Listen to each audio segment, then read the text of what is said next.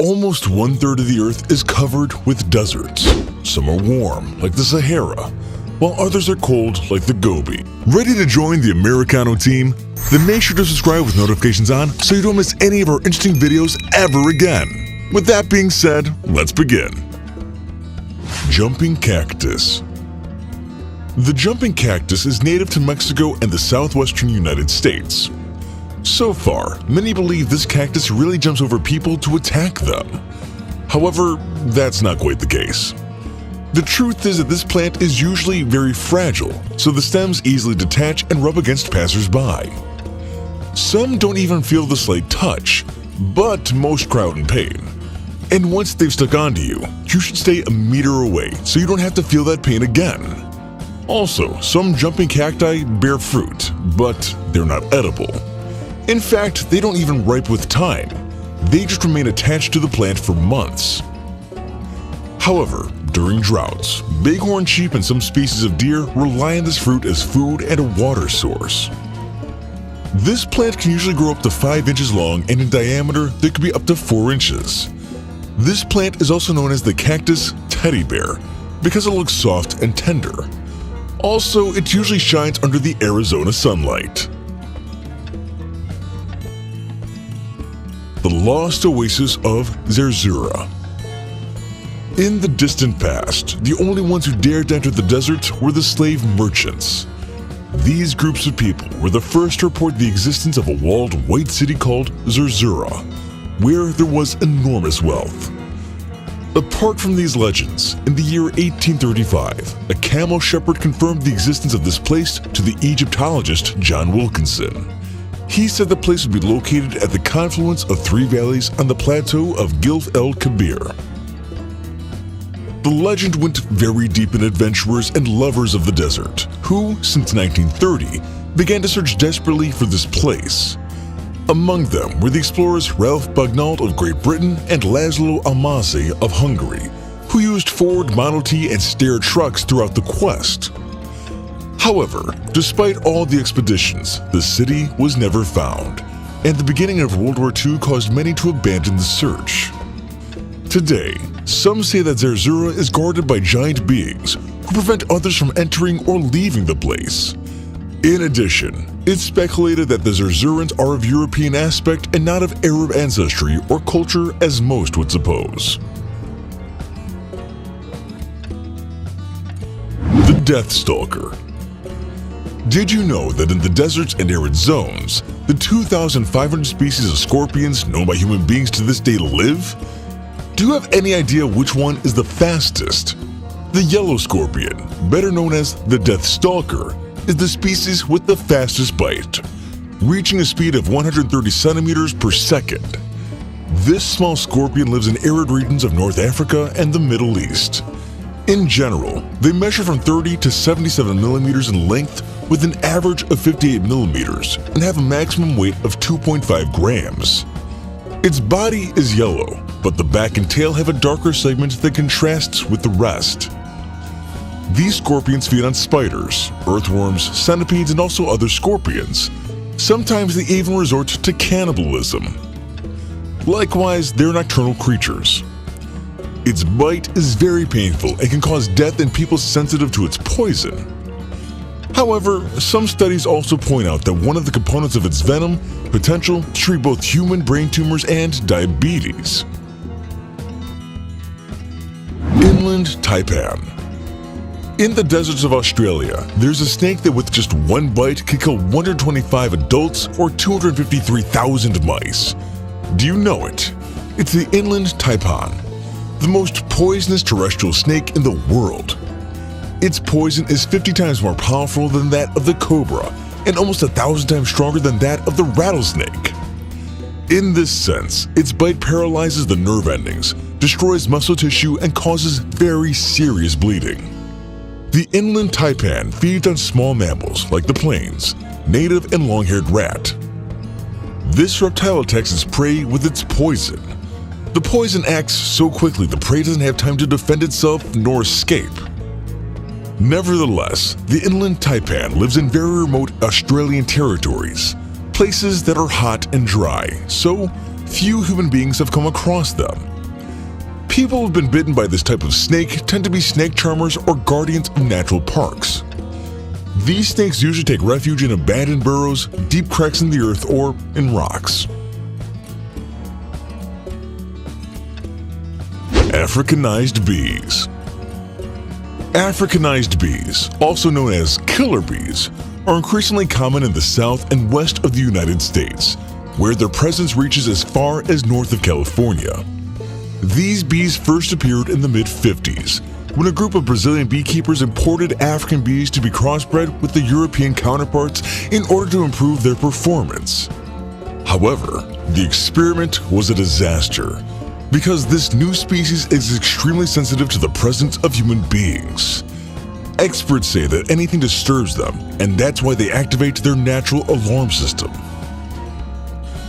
During their sting, these bees release pheromones with a smell very similar to that of the banana, which makes absolutely the whole colony join the attack. There's not much to do to scare them away, except to run as fast as possible. Even jumping into the water is a bad idea because the bees will be waiting for you to come out to breathe. In this sense, to date, these insects have killed at least 100 people.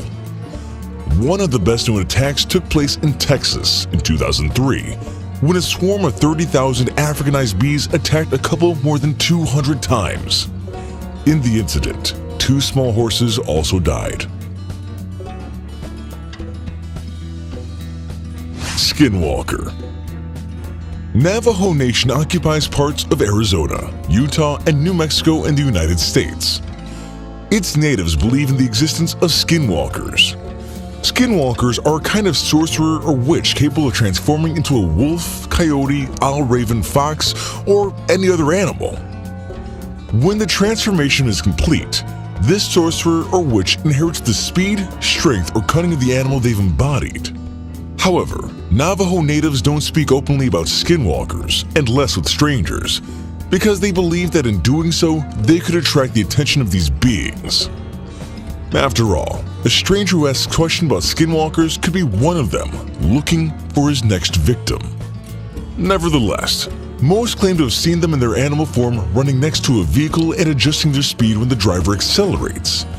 In other cases, people claim to have heard skinwalkers outside their homes at night. Nonetheless, skinwalkers almost never enter homes. Even New Mexico State police officers regularly see skinwalkers on a stretch of road in Navajo territory.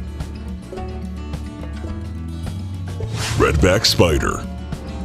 Australia is home to the redback spider, one of the most dangerous and poisonous of its kind. Its bite can swell rapidly and be extremely painful. These spiders always try to approach the homes of people. In this regard, it's estimated that 500 to 1,000 redback spider bites take place in Australia every year, many of them in the genitals, since females build their webs in wooden latrines. In fact, scholars point out that this species always prefer cracks before rocks and shoes instead of tree trunks. And although they're completely native to Australia, specimens of the species have been found in some areas of Japan. It's presumed that they've been transported on ships or import and export products that have managed to travel these distances. For them, survival is very simple because their diet is based on lizards, mosquitoes, flies, and the like. But they also manage to spend up to 100 days without feeding when conditions get complicated.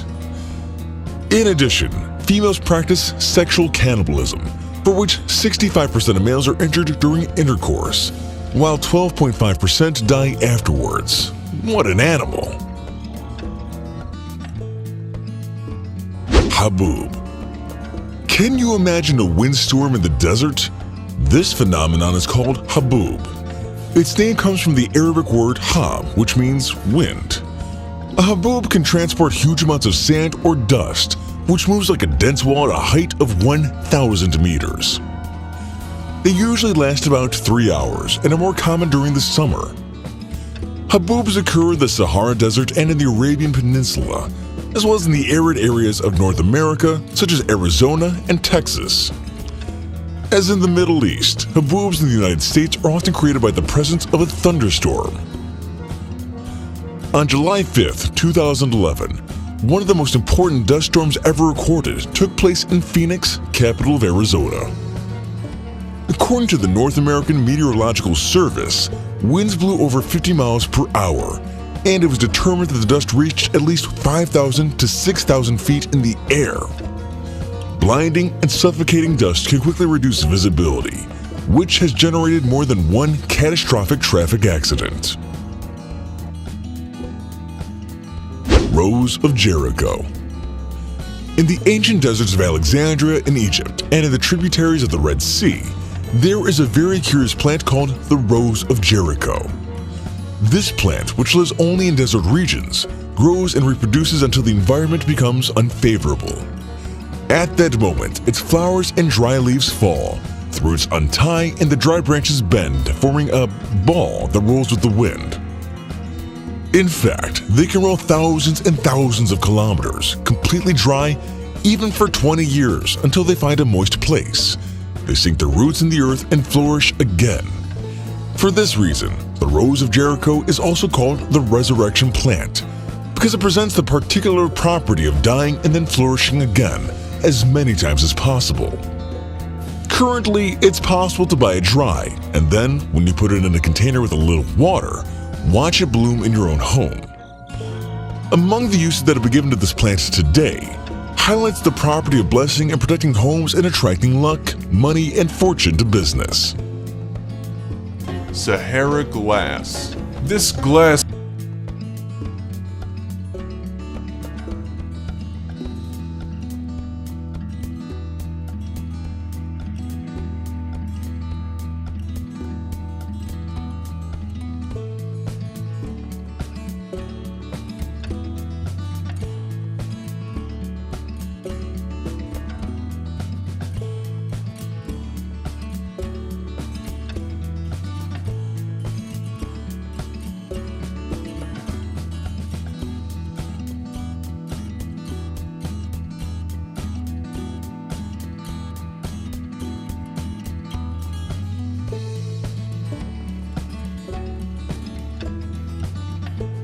scale.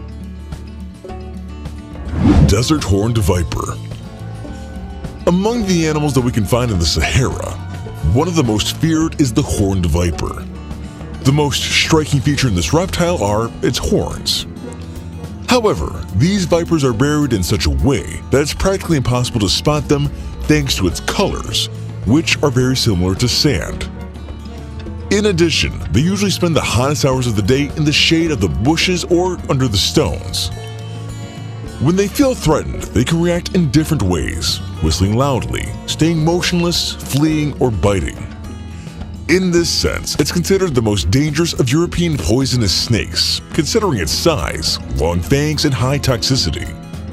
Sometimes it's found in areas inhabited by humans, such as railroad tracks or crops, and especially vineyards. In the past, the bites were more frequent because the peasants walked barefoot. So it should be noted that human beings are quickly affected by their venom, as well as mice and birds. Lizards are less affected, while amphibians can even survive a bite.